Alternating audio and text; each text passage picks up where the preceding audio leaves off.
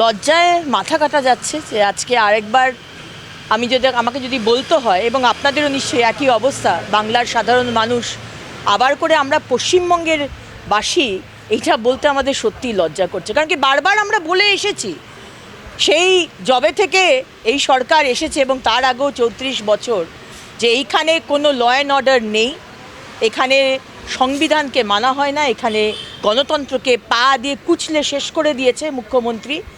আজকে আরেকটা একটা লেভেল আমরা পৌঁছলাম। একটা ঘটনা হয়, তারপরে আবার আরেকটা ঘটনা হয়, আমরা ভাবি এটাও হতে পারে, আবার আরেকটা ঘটনা হয়, আমরা ভাবি এতটাও হতে পারে। আজকে যে ঘটনা ঘটলো, যে সন্দেশখালিতে যে কুখ্যাত ক্রিমিনাল সেই শাহজাহান শেখকে বাড়ির রেড করতে আজকে ইডির অফিসিয়ালসরা গেছে এবং তাদের সাথে সেন্ট্রাল ফোর্স, তাদের মাথা ফাটিয়ে দেওয়া হয়েছে, মাথা থেকে ব্লিডিং হচ্ছে, গল গল করে রক্ত বেরোচ্ছে। আর সেই গ্রামের লোকেদের মধ্যে রোহিঙ্গার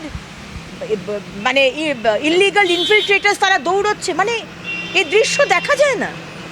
আমাদের দাবি যে যারা যারা সেই জেলাতে এবং সেই ঘটনার সাথে জড়িত অফিশিয়ালস, যাদের দায়িত্ব ছিল প্রশাসনিকভাবে, পুলিশের কর্তারা যারা রয়েছে, তাদেরকে সাসপেন্ড করা হোক এবং তাদের ওপর এবং পুরো ঘটনার ওপর এনআইএ তদন্ত হোক।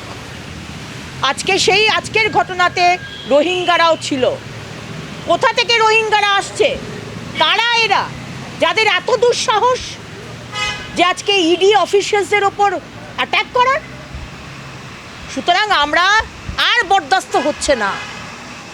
আর মমতা ব্যানার্জি, আপনি যদি ভেবে থাকেন যে এই ধরনের ক্রিমিনালসদের, আমরা বলতো যে আমরা ক্রিমিনালসদের চালনা করি, কিন্তু এখন মমতা ব্যানার্জি চালিত হচ্ছেন এই শাহজাহান শেখ এই ধরনের ক্রিমিনালসদের দ্বারা।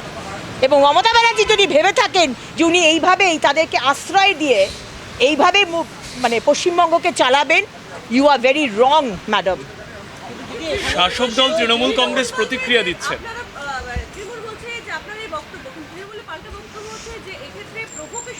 এজেন্সি প্রভোগ করেছিল এবং প্রতিবাদ করেছেন স্থানীয় মানুষ। একদম প্রভোগ চুরি করবেন, গরুর স্মাগলিং, টাকা পয়সা স্মাগলিং, আর কি স্মাগলিং বর্ডার থেকে এই লোকটি করে, আর তার জন্য যদি ইডি রেড করতে যায়, তার জন্য প্রভোগ, সেটাকে প্রভোগ বলা হচ্ছে? এইটাই তো হয়ে এসছে।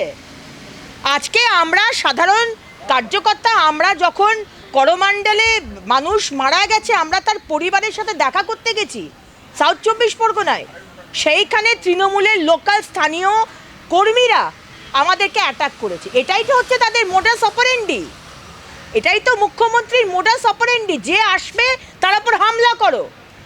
কিন্তু মমতা ব্যানার্জি পশ্চিমবঙ্গ ভারতবর্ষের বাইরে নয়।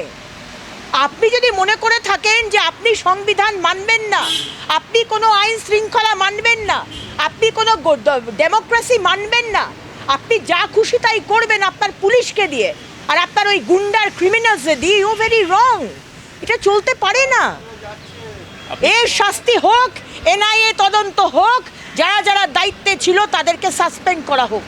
আপনি কি বলতে চাইছেন যে মমতা বন্দ্যোপাধ্যায় অবগত রয়েছেন এই যে গ্রামবাসীদের আটকানো প্রভোকেশনের? পশ্চিমবঙ্গে একটা গাছের পাতা নড়ে না মমতা ব্যানার্জির পারমিশন ছাড়া। ইডি অফিসিয়ালস রেড করতে যাচ্ছে, আর সেইখানে এরকম হাজার হাজার রোহিঙ্গারা তাদেরকে অ্যাটাক করার জন্য প্রস্তুত। মমতা ব্যানার্জি জানতেন না?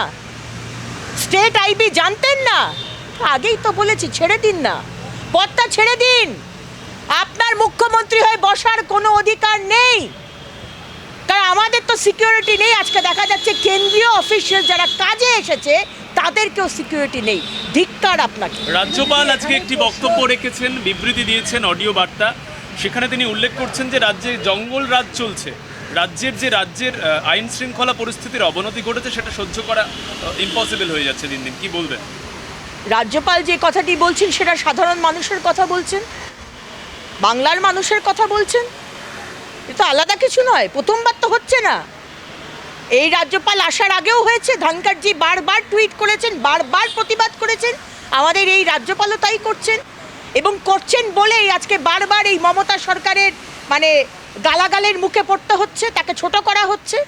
আজকে যে কথাটা উনি বলছেন সেটা সাধারণ পশ্চিমবঙ্গের মানুষের কথা।